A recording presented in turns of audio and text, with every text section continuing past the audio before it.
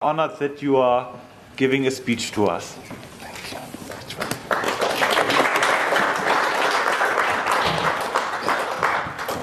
Thank you, Mr. President. Thank you, MEPs. Well, I don't know. First, let me most sincerely show my gratitude and thank you for opportunity of being part of your section.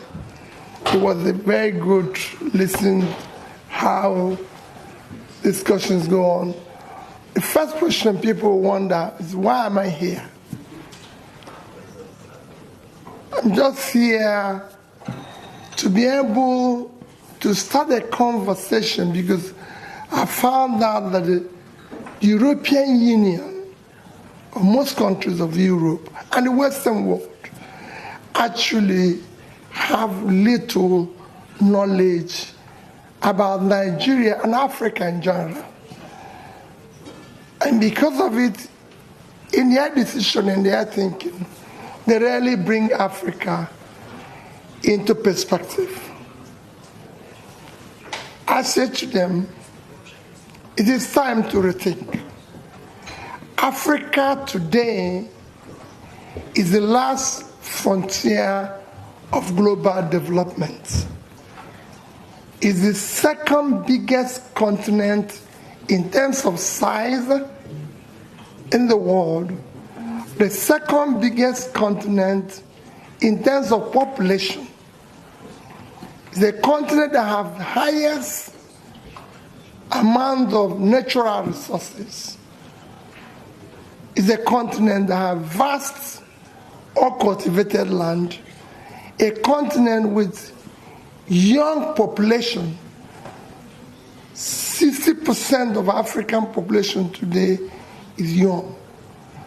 But then it's a continent of mass poverty. Today, Europe, if I take Nigeria for example, Nigeria in terms of population is 50% of European Union population. You are about 450 million. We are over 240 million. So we over have 50% of your population. In terms of the land size, Nigeria, Europe is about 4-point-something million square kilometers. Nigeria is about a quarter of that. Just Nigeria. But when you come to in terms of wealth, while Europe have a per capita of over $40,000, Nigeria, which is over 50% of your population, our per capita is below about 2.5% of that of Europe. So you could see the potential, with all the resources, the potential for growth. The nearest continent to Africa, to Nigeria, is Europe. So if Africa today turns around, the biggest beneficiary will be Europe. If it collapses,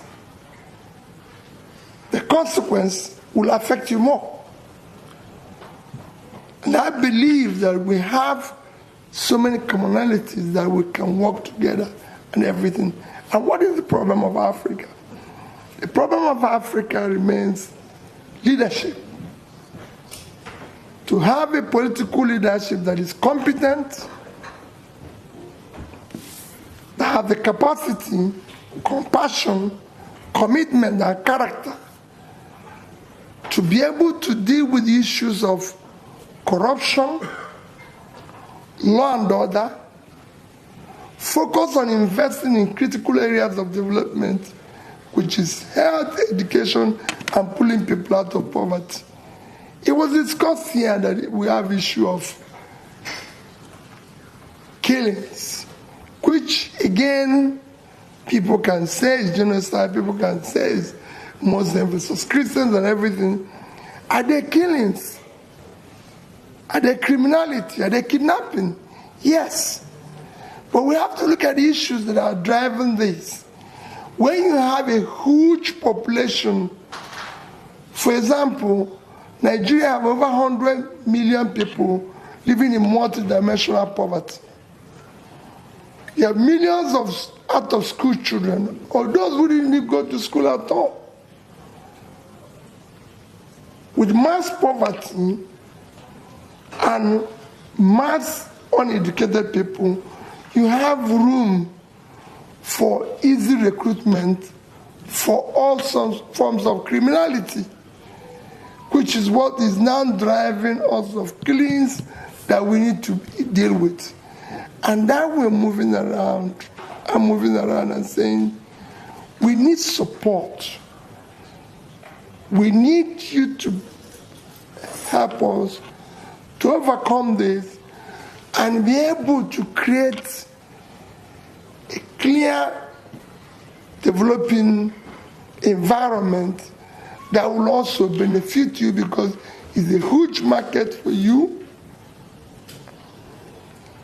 It's a huge advantage in terms of resources and everything if Africa, especially Nigeria, is doing well. It's the most populous country in Africa.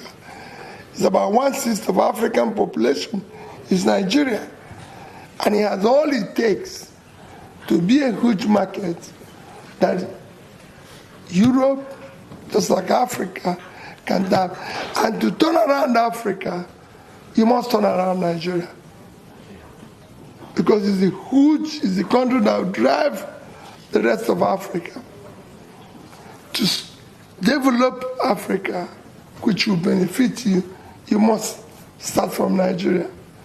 So that's where I came to continue to start the conversation with you. Is not something, of course, I can take on tonight. It's something that I know that it requires several visits to be able to intimate you more on this commitment, on this trajectory that I want you to go down with us and be able to help us to turn around Africa, Nigeria in particular. So thank you for the opportunity of having a few minutes conversation with you. Maybe there'll be questions.